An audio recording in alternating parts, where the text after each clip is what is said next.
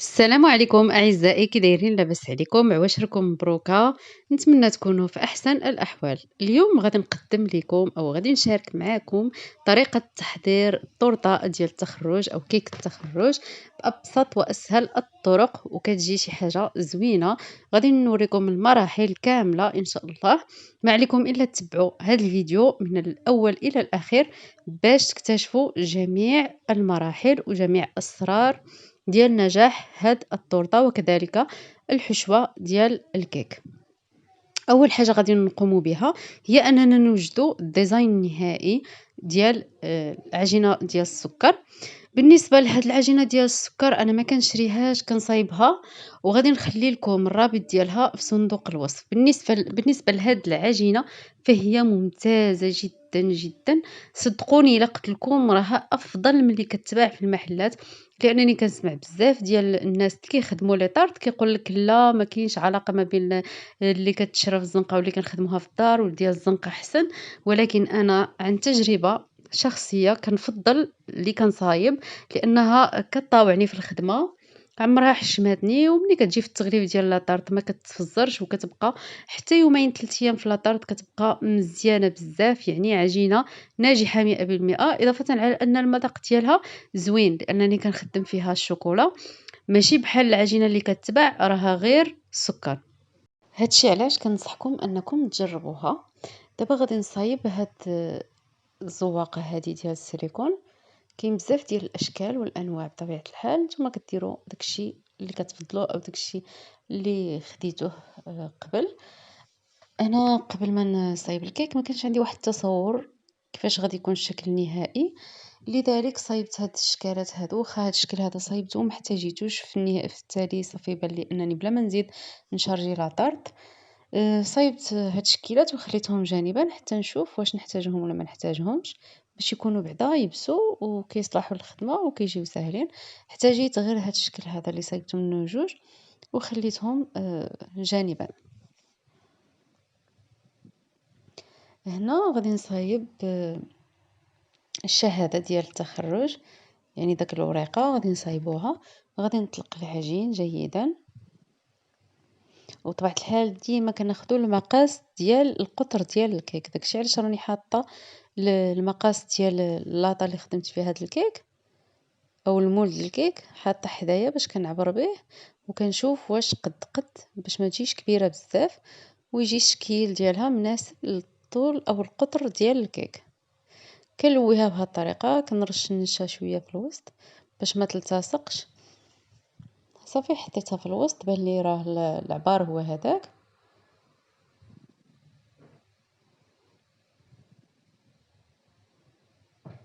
غادي نصايب لها داك البابيون اللي كيجي داير مع الجناب اولا داك السينطا، وفين ما كنسالي من العجينه كنحط منها يعني تحت الكاس باش ما كتشحتش، كتبقى طريه ما خصهاش يدخل لها الهواء، باش كنحتفظوا بها لاطول مده وكنخدموا بها. هنا طلقت السينطا كما كتشوفوا، وحاولت انني نقادها مع الجناب باش تجي يعني فينيه مقاده.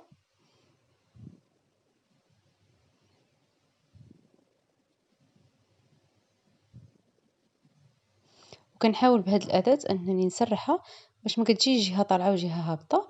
درت هداك الرولو ديال الشهدة في الوسط، وهانتوما كتشوفوا يعني الطريقة كيفاش درتلو ساهل ماهل. كنعوجوه واحد شوية وكنضغطوا عليه هكا باش كيتلاصقوا، ما كتبقاش مفروقة. ونقطع الطول يعني يجيو طوالين بزاف، وعاد ندير بابيون من التحت.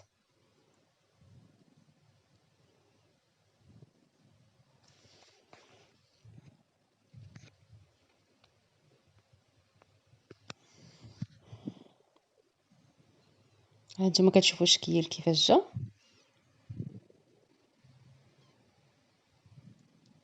ودابا غادي نصايب القبعة ديال التخرج. خديت داك الكاغيط اللي كيكون من الداخل ديال الورق ديال المطبخ، قطعته يعني على حسب الحجم اللي بغيت باش يجيني مزيان. درتو صغير على حسب كما قلت لكم القطر ديال الكيك. هنا خديت العجينه اللي لونتها بالاسود، نفس العجينه البيضاء اللي قلت لكم كنخدم، لونتها بالملون الاسود. غادي نرش شويه ديال النشا ونطلق.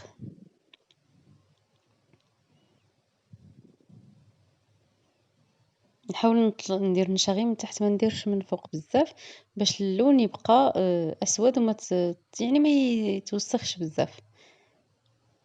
كل ما كان فيه النشا بزاف ما كيبقاش عاطي داك اللمعة.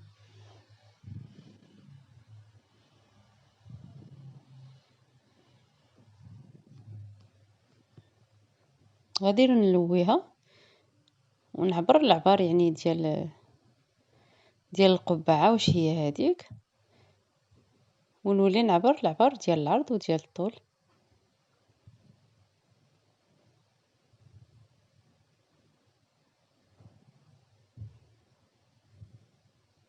بالنسبة لهاد الأداة كتساعدنا بزاف في الخدمة، كتخلي يعني السطح يكون مستوي. وهنا غادي نلوي على الطربوشة ديالنا أولا على القبعة ديال التخرج، كنعبرو قد قد ونقطع داك الزوائد صافي، وغادي نوقفو باش نخليه ينشف. وهنا غادي نصايبو المربع اللي غادي نحطوه فوق القبعة.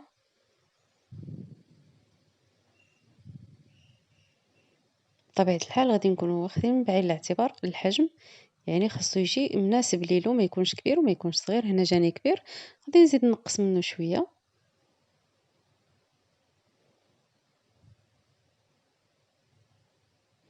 وغادي نمسح شوية داك النشا اللي من فوق باش يبقى عاطي داك اللون الأسود.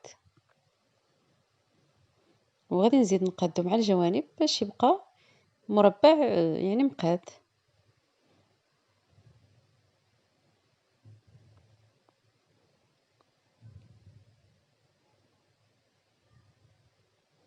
وغادي نخليهم ييبسوا. بطبيعة الحال هادشي كنخدموه قبل ما نبداو في الكيك نهائيا، هو الأول باش ينشف ويشد راسو. أنا كنخدمهم بيومين قبل ونخليهم صافي. دابا غادي نمشيو للكيك. الكيك بالنسبة ليلو أنا عندي الوصفة ديالو في القناة، ما بغيتش نزيد نطول الفيديو بما أنه متوفر عندي. غادي نخلي لكم الوصفة في صندوق الوصف. كتجي شي حاجة زوينة بزاف بزاف، هشيشة ولذيذة بزاف، وهي اللي مناسبة أننا نخدمو بها الكيك ديزاين، لأن الجينواز كيجي خفيف بزاف، ما كيصلحش ملي كنكونوا غادي نديرو طبقات عالية بزاف. المهم غادي نخليها لكم في صندوق الوصف. هنا خديت السيرو، السكر، نص كاس ديال السكر مع نص كاس ديال الماء مع شرائح ديال الحامض، خليتهم يغليو. من بعد كنسقي بهم الكيك ديالي، كيجيو زوينين وكيبقى في المذاق كذلك زوين. من بعد غادي نضيف لا كريم. خدمت بماجيك، كتجي شويه زوينه قاصحه على لي كريم اخرين. كريمه السائله ديال ليترو خديتها، حيت منها 200 غرام اللي غادي نحتاج في الكاناش، والاخرى هاني طلعتها مع المذاق ديال الكراميل، مع النكهه الكراميل كتعطيه واحد النكهه زوينه بزاف بزاف. درت داك السيركل باش ما يخرجش الحشوه، وعاد درت شويه هكا وسرحته كما كتشوفوا. هنا عندي اللوز والكركاع محمرين، ومعاهم واحد السيجار ديال الشوكولا مقطع رقيق. المهم كنعمر الحشوه في الوسط. الحشوه بطبيعه الحال كتبقى كتختلف على حسب الأذواق. إلا ما كانتش كتعجبكم شي حاجة ممكن تبدلوا اللي كتفضلوا. وهنا خديت الكراميل. بالنسبة للكراميل الوصفة ديالو كذلك غادي نخليها لكم في صندوق الوصف، لأن هني درتها بزاف في القناة واستعملتها في بزاف ديال الوصفات، كتجي زوينة بزاف، لذيذ بزاف بزاف بزاف، كيستحق أنكم تجربوه. غادي نخليه لكم كذلك في صندوق الوصف. هنا من بعد ما درت الكراميل غادي ندير الطبقة الثانية ديال لاكريم، وانني ضروري نغطي بلاكريم من التحت ومن الفوق. والحشوة دائما خاصها تبقى في الوسط، ما نديروش الكيك مباشرة على الكراميل، او لا نديرو الكراميل مباشرة هو التحتاني فوق الكيك، لا نهائيا. ضروري خاصنا نديرهم في الوسط، لان الكيك كيمتص داك الكراميل وما كيبقاش باين في التقطاع. هكا ملي كنقطعو كتجي باينة يعني الحشوة راها في الوسط. غادي نضيف الطبقة الثانية الكيك، وغادي نبقى دائما كنشوف الميلان واش عوجة ولا ماشي عوجة. خاصنا نردو البال ضروري، لان الا بقات حتى نشفت وهي عوجة غادي يبقى لنا الكيك عوج. من بعد ما درت الطبقة الثانية غادي ندير لها كذلك السيرو، وغادي ندير نفس العملية اللي درت في الاول. نديرو السيركل في الاول، ومن بعد نديرو شوية ديال لاكريم ونمشيوه مزيان، وعاد نديرو فوق منه الحشوة والكراميل. بنفس الطريقة غادي نبقى غادية حتى نكمل الطبقات اللي عندي. هنا درت 5 ديال الطبقات في هاد الكيك. كنت باغية ندير كتر، ولكن يعني جاني صافي راه عالي بزاف وقلت بركة. 5 جاو هما هادوك. من بعد ما كملتو غادي ندير السلوفان وغادي ندخلو للثلاجة. يعني الكيك ضروري من بعد ما نديرو له الحشوة ضروري يبات في الثلاجة باش يشد راسو، ما يبقاش يعني ما يتحركش. صافي هو فاش كيبات في الثلاجة كتبقى الكيكة شادة راسها والطبقات كيبقاو منسجمين مع بعضياتهم، وكذلك الكيك كيولي المذاق ديالو زوين بزاف ملي كيتخلط مع الحشوة. يعني داك العناصر بحال كتنسجم وكتعطي مذاق افضل، لذلك ضروري نبيتوها. كنضغط عليها مزيان باش كيخرج منها الهواء وكتبقى شادة راسها، وفي نفس الوقت كنصاوب يعني الاستقامة ديالها باش تبقى مزيانة. هنا من بعد ما باتت ليلة كاملة في الصباح جبدتها. هانتوما كتشوفوا يعني حتى لا كريم راه جمدات وشادة راسها. هنا خديت 200 غرام ديال الشوكولاتة المرة اولا شوكولا غيش. نسبة الكاكاو عالية فيها. وخديت معاها 200 غرام ديال الكريمة اللي قلت لكم حيدتها قبيله من يطرو، حيدت منه 200 غرام. هو هذا اللي ضفتو للشوكولا. غادي نحرك مزيان ونبقى كنحرك حتى كيذوب لينا حتى كتذوب لينا الشوكولاط عفوا. الا ما بغاتش تذوب لكم رجعوها للباماغي واحد شويه، ما تحرقش، خاصها غير شويه سخونيه حتى كتذوب. خديت هنا واحد الصينيه درت عليها ورق المطبخ وغادي نضيف عليها واحد شويه ديال الكاناج، تقريبا القطر ديال لاطارت، يعني ما نكترش، غير القطر ديال الطرطة. هنا غادي نديرو الكناش بالمقلوب. هاد الطريقة سهلة بزاف بزاف، خصوصا للناس اول مرة غادي يديروا الكناش. الا تبعوا هاد الطريقة هادي غادي تجيهم ساهلة، وحتى الفينيسيون غادي يطلع لهم زوين. هنا عبرت بالسيركل يعني ديالها واش قدو ولا ماشي قدو، تقريبا راه هو هذاك. دابا غادي نحطها على بالمقلوب، يعني غنجيب لاطارط ونحط عليها هذاك، نحط عليها ديك الورق اللي فيه الشوكولا بهذه الطريقه. وغادي نولي نقلب. انا ما تصورش لان جاتني عاليه، يعني وليت قلبتها. رديت دابا الفوقاني ديال الكيك رديته هو التحتاني اللي حطيت عليه الشوكولاط وليت قلبته. وغادي ندير واحد شويه شوكولا باش نحط هنايا هاد اللعيبه المدوره اللي هي كبر من القطر ديال الكيك بسنتيم، باش غادي نفينيو بها الكناش وغادي يجي زوين. وغادي يجي هو هذاك، وغادي يجينا عنده حواف حاده ودائري مزيان ويجي عامر. هادشي علاش يعني الى مجربه انا كناش بدون هاد السيركل الصراحه يعني كاين الفرق. هكا الكناش كيطلع احسن وافضل وكيطلع بسهوله. المهم هنا كنبدا الكناش من التحت، داكشي يعني اللي عندي لتحت هو اللي كنطلعو الفوق، وانا كنبقى غاديه حتى كنكمل داك التحتاني ديال لاطارط كامله، وعاد نطلعو للجهه الفوقانيه. وغير بسباتولا كنعمرها بالشوكولا ونبقى غاديه كنطلع.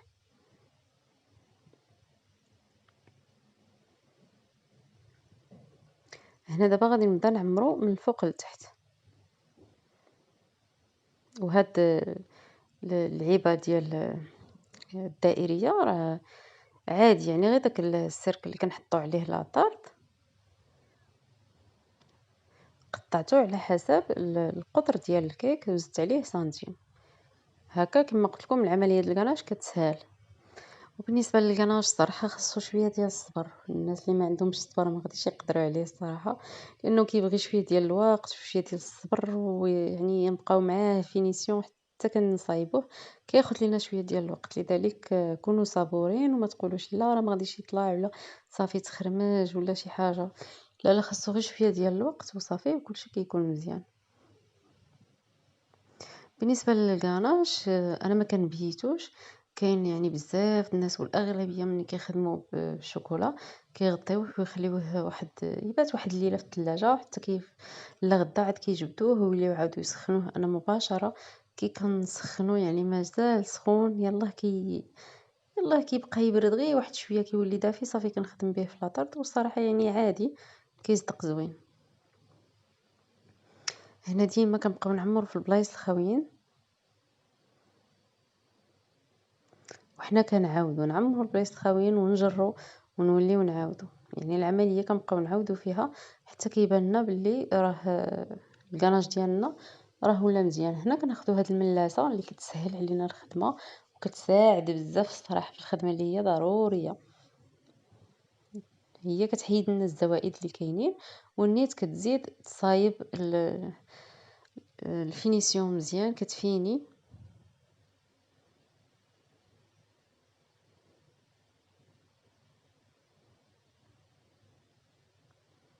هنا تقريبا كملت، الا كانوا شي رتوشات نقدر نصايبهم غير بيدي.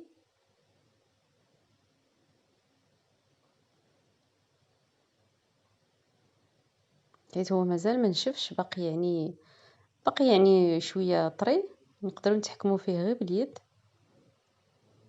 ونحيدوا كاع داك يعني نصايبوا داك الرتوشات اللي تما وصافي.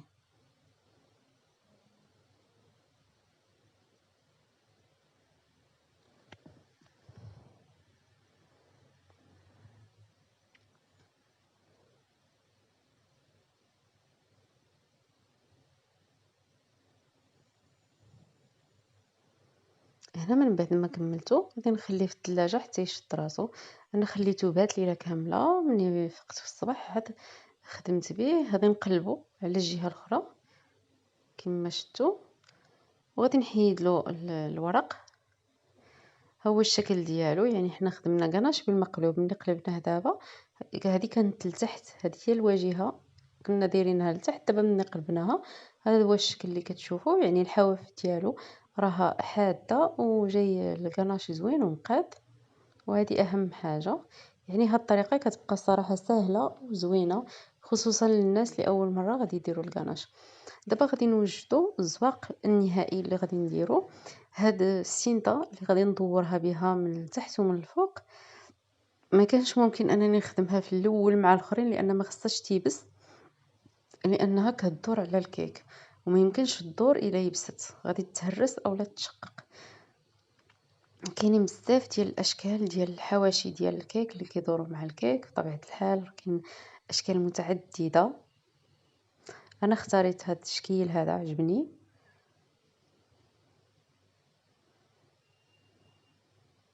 بحال الضفيره كيجي زوين صراحه، راقي في الكيك.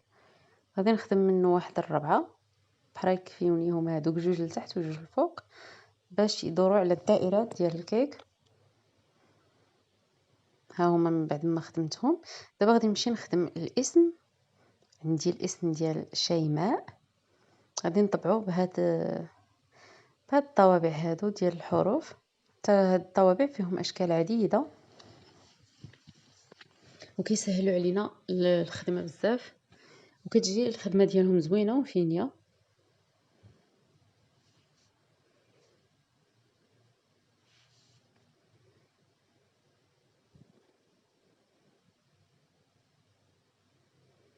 هادو كنخدمهم غير قبل ما نغلف الكيك، يعني صافي ما بقى لي والو، دابا بقى لي غير التغليف ديال الكيك. داكشي علاش صايبت الحروف بعدا قبل نخليهم على جنب وعاد نبدا نغلف الكيك. هنا العجينه ديالي من بعد ما طلقتها مزيان بيدي غادي نبدا نخدم بها. غادي نعبر القطر ولا الدائره ديال الكيك شحال فيها في العلو وفي يعني في الطول وبالعرض، وغادي نقطع باش تجيني مقاده.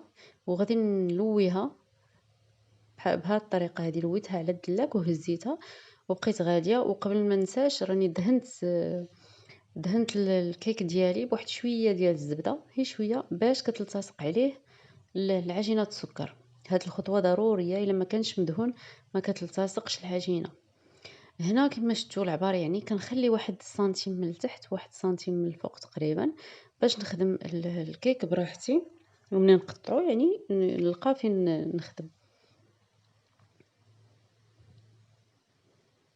وبالنسبه لهاد الحاشيه اللي كتبقى كنحاولوا اننا نضغطوا عليها وما كتبقاش باينه.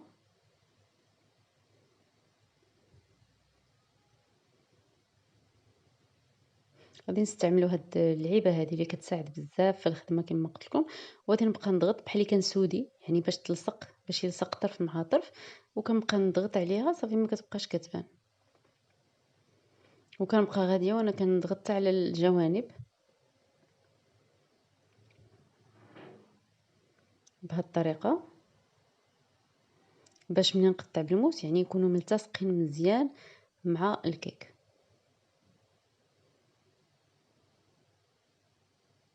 طريقة سهلة جدا ومبسطة وناجحة 100%، يعني ما كتحشمش، ماشي بحال الطريقة ديال اننا نحطو العجين كامل ونعبرو العجينة كاملة ديال السكر ونطلقوها من الفوق حتى لتحت وتبقى غادية بزاف اللي ما كتستقلهمش وكتبقى كتقطع. المبتدئين بالخصوص ما يديروش ديك الطريقة هذيك، غالبا ما كتنجح لهمش. هاد الطريقة هذه ناجحة 100%، يعني ما عندهمناش يخافوا. كنقطع ديك الزوائد وما نكحش بزاف على الكيك، ما كنقطعش يعني كنخلي واحد شويه باش ما يبانليش الكاناش بزاف من التحت. الا بقيت دخلت فيه غير شويه غادي يبان لنا اللون ديال الكاناش كحل، وهذا الشيء اللي ما بغيناش. دابا من الفوق غادي نقطع بالتوازي مع سطح الكيك، يعني كنخلي الموس غادي نيشان مع السطح ديال الكيك وانا كنقطع، ما نهبطو حتى شويه وما نطلعوش، نبقاو غاديين معاه نيشان.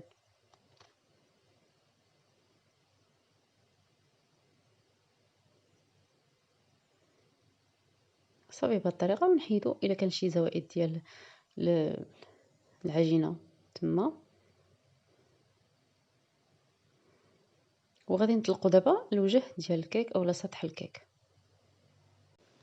وحتى هو غادي نكونوا بطبيعه الحال ونعبرو دائما بالمول اللي خدمنا فيه الكيك، ونخليو فوق منه واحد سنتيم ونص، يعني عبار زايد عليه باش نخدمو بسهوله ونقطعو يعني الزوائد براحتنا. غادي نحطو عليها من فوق بهاد الطريقه اللي كتشوفوا، نبقى نضغط هكا بيدي باش الا كان شي شويه د الهواء يخرج وتبقى يعني يجينا فينيسيون مزيان. ونضغط مع الجوانب بهاد الطريقه كيلتصقوا مع بعضياتهم. كنقطع داك الزوائد وكنلقى ان الكيك بحال اللي كنقولوا تسودا مع بعضياتو، اولا يعني صافي لصق مع بعضياتو بكل سهوله وكيوليو يبانوا قطعه واحده. كنضغط عليهم غير بالاصبع ديالي كما كتشوفوا، وهما كيوليو لنا تقريبا قطعه واحده. هاد الزوائد ما كتبقاش كتبان، ها نتوما غير بالاصبع غادي نضغطوا عليهم واحد شويه صافي كيلتصقوا مع بعضياتهم بكل سهوله، وكتبان كاننا درنا لها طريقه ديال اننا حطينا العجينه كامله من فوق بكل سهوله، كتجي زوينه وفينيه.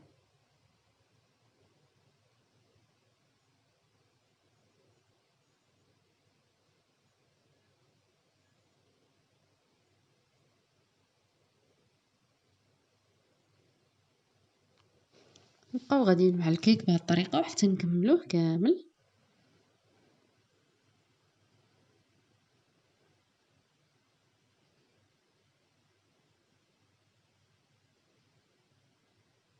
صافي كنبقاو نحيدو غير داك الزوائد داك شويه، صافي كنلقاو انهم ملتصقين، يعني ولا اسهل من هاد الخدمه.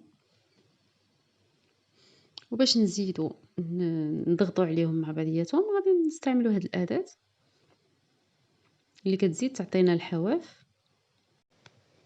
وهانتوما كتشوفوا النتيجه النهائيه ديال الكيك ديالنا ملي غلفناه كيفاش جا. كنتمنى ان هاد الطريقه هذه تكون عجباتكم وجاتكم سهله، وحاولوا انكم تطبقوها، راها ما صعيباش.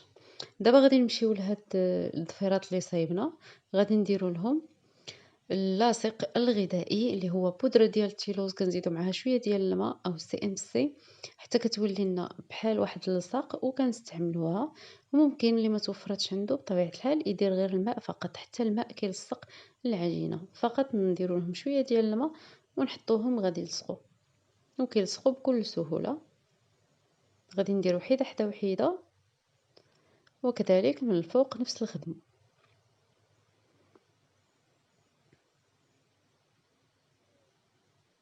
الشكل ديال هاد الضفيرة كيجي زوين بزاف بزاف، كيجي راقي الصراحة في الخدمة. دابا غادي ناخد الملمع الذهبي مع النكهة ديال اللوز اولا روح اللوز، غادي نضيف عليه قطرات ونخلطهم مزيان، وبهم غادي ندير الملمع، يعني بهم غادي نلمع. بطبيعة الحال كاين اللي كيدير روح الحامض، اي روح ممكن عندكم تخدموا بها عادي. وغادي ناخد واحد الشيته اللي صغيره وندهنوا بها، ونحاولوا اننا ما نخرجوش مع الجناب باش تجي الخدمه مفينيه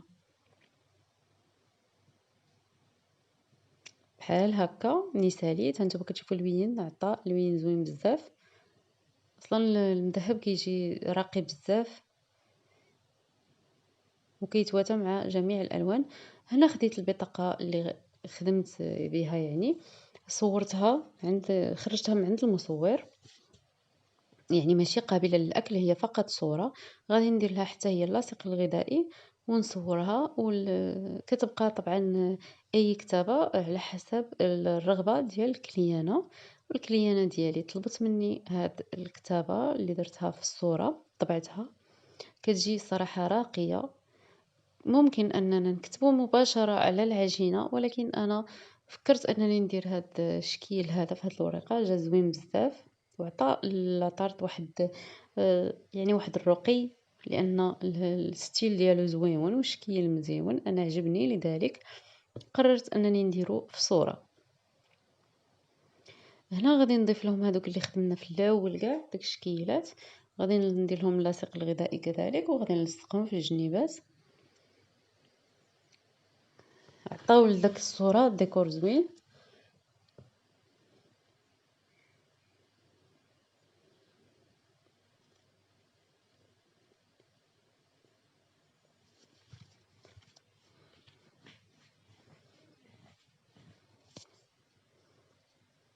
وبالنسبة هنايا للقبعة غادي نحيدو لها الورق اللي فيها من الداخل، وغير بشوية باش ما تكسرش لأنها كتكون يابسة. كان خصني ندير السلوفان بصراحة، يعني لذلك كان فيه السلوفان ما كانش غادي يلتصق. هنا نسيت ما صورتش هاد المرحلة ديال أنني ندير داك الشوشة اولا اللي فيها الخيوط، انا ما درتهمش بعجينة السكر، كيجيني المنظر ديالها طبيعي اكثر الا درت لهم الخيوط. ولصقتها باللاصق كذلك مع ديك البطونة اللي من فوق. وهنا درت اللاصق الغذائي باش لصقتهم كذلك مع بعضياتهم، عاد باش نحطهم فوق لاطارت. ما يمكنش نحطو غير هكاك، يعني يقدر يطيح، ضروري نديرو له اللاصق عاد نحطوه. درتو هكا في الجنيب، يعني في البلاصة اللي غادي يجي فيها، وخليت البلاصة اللي غادي نديرو فيها الشهادة من بعد ما يبسات هانتوما كتشوفوا كي كتولي قاصحة، حتى هي غادي نديرو لها اللاصق وعاد نحطوها في المكان المناسب ديالها.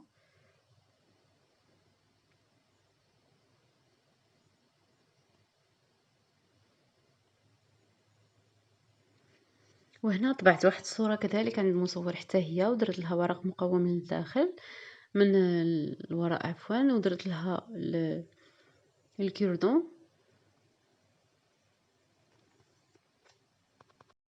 ولصقته فيها من اللور، يعني وجات عطات واحد ديكور زوين كذلك للطارطة. وداكشي بطبيعة الحال كيبقى اختياري، بما انه التيم ديال النجاح عجباتني وقلت نضيفها لاطارت. هنا غادي ناخذ الملمع الذهبي، غادي نلون هذيك داك البابيون كذلك، وغادي نحاول انني ما نتوشيش كاع في لاطارت اولا في الورقه ديال الشهاده باش تجي الخدمه مفينيه.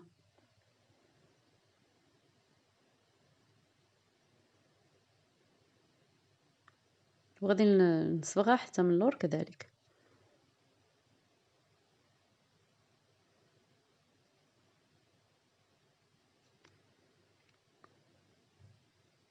وما نساوش نصبغوا حتى اللعيبات اللي عندنا مع الجنيبات.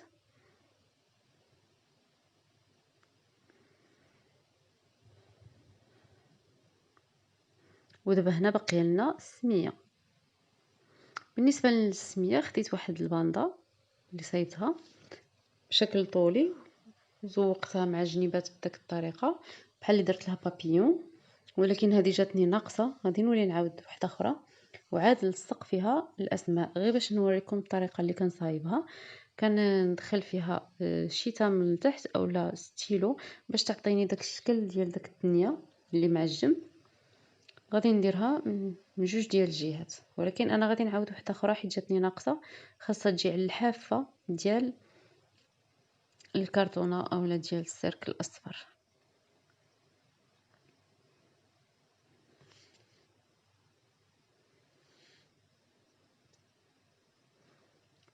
هي من بعد ما عاودتها وليت درتها كبيره ولصقت السميه الحروف حرف بحرف، لصقتهم حتى هما باللاصق الغذائي باش ما يتزعزعوش من بلاصتهم.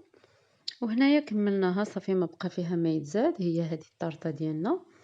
نتمنى انها تكون نالت الاعجاب ديالكم، ونتمنى ان الشرح يكون واضح ومبسط للناس اللي اول مره باغيين يتعلموا الكيك ديزاين، واللي عندهم شي مناسبه ديال النجاح وباغيين يفرحوا راسهم بهذا الكيك او حبابهم يفرحوهم بهذا الكيك. نتمنى انكم تزعموا وتجربوها لانها سهله، خاص غير شويه ديال الخاطر وشويه ديال الرغبه والحب لهذا المجال. هادشي اللي كاين، ونتمنى النجاح لكاع الناس ان شاء الله يا ربي، واللي نجح مبروك عليه. نتمنى الفيديو ديال اليوم يكون نال الاعجاب ديالكم. الى اللقاء وتهلاو ليا فراسكم، فرصة قادمة ان شاء الله.